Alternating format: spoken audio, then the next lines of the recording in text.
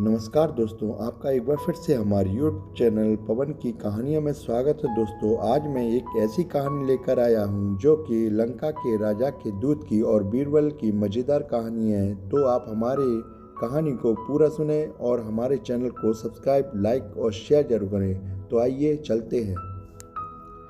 एक रोज की बात है कि राजा बादशाह अकबर के दरबार में लंका के राजा का एक दूत पहुंचा। उसने बादशाह अकबर से एक नई तरह की मांग करते हुए कहा, आलम पना, आपके दरबार में एक से बढ़कर एक बुद्धिमान, होशियार तथा बहादुर दरबारी मौजूद हैं। हमारे महाराज ने आपके पास मुझे एक घड़ा भरकर बुद्धि लाने के लिए भेजा है। हमारे महाराज को आप पर पूरा भरोसा है कि आप उसका बंदोबस्त किसी न किसी तरह और जल्द ही कर देंगे। यह सुनकर बादशाह अकबर चकरा गए। उन्होंने अपने मन में सोचा, क्या बेतुकी मांग है। भला घड़े भर बुद्धि का बंदोबस्त कैसे किया जा सकता है। लगता है लंका का राजा हमारा मजाक बनाना चाहता है। कहीं वह इसमें सफल हो गया तो। तभी बादशाह को बीरबल का ध्यान आया।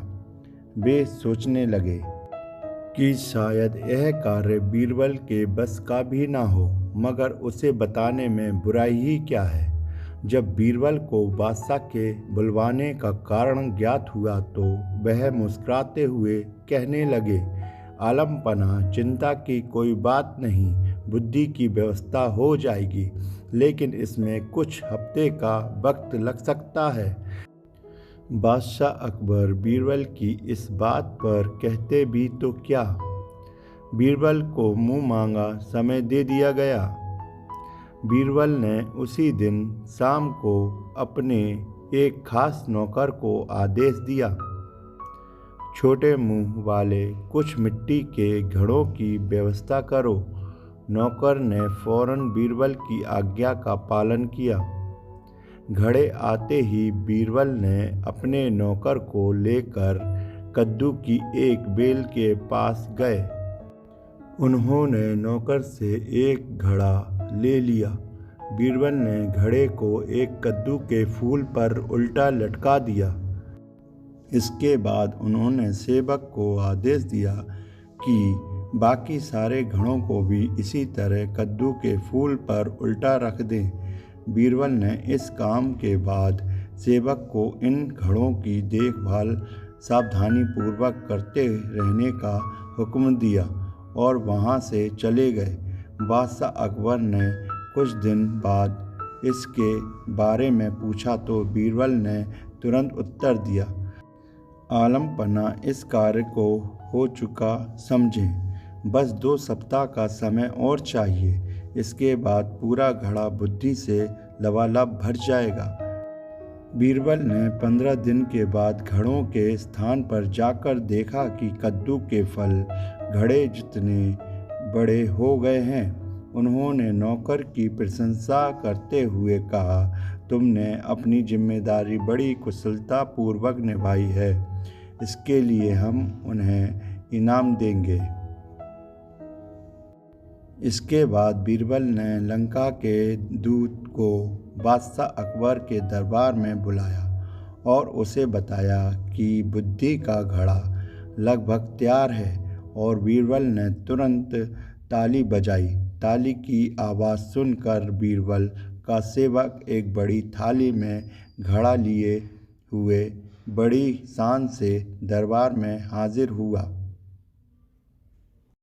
बीरबल ने घड़ा उठाया और उसे लंका के दूत के हाथ में सौंपते हुए कहा, लीजिए श्रीमान, आप इसे अपने महाराज को भेंट कर दीजिए। लेकिन एक बात अवश्य ध्यान रखिएगा कि खाली होने पर हमारा यह कीमती बर्तन हमें जैसा का तैसा वापस मिल जाना चाहिए। इसमें रखा बुद्धि का फल तभी प्रभावशाली होगा जब इस बर्तन को कोई नुकसान ना पहुँचे। इस पर दूत ने कहा, हुजूर, क्या मैं भी इस बुद्धि के फल को देख सकता हूँ? हाँ हाँ, जरूर, बीरबल ने गर्दन हिलाते हुए कहा।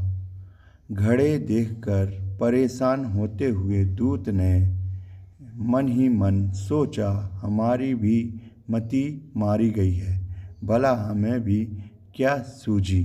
बीरबल का कोई जवाब नहीं है, भला ऐसी बात मैंने सोची कैसे। घड़ा लेकर दूत के जाते ही बादशाह अकबर ने भी घड़े को देखने की इच्छा प्रकट की और बीरबल ने एक घड़ा मंगवा दिया। जैसे ही उन्होंने घड़े में झांका, उन्हें हंसी आ गई। वे बीरबल की पीठ ठोकते हुए बोले, मान गए भाई, तुमने बुद्धि का क्या शानदार फल पेश किया है। लगता है इसे पाकर लंका के राजा के बुद्धिमान होने में तनिक भी देर नहीं लगेगी।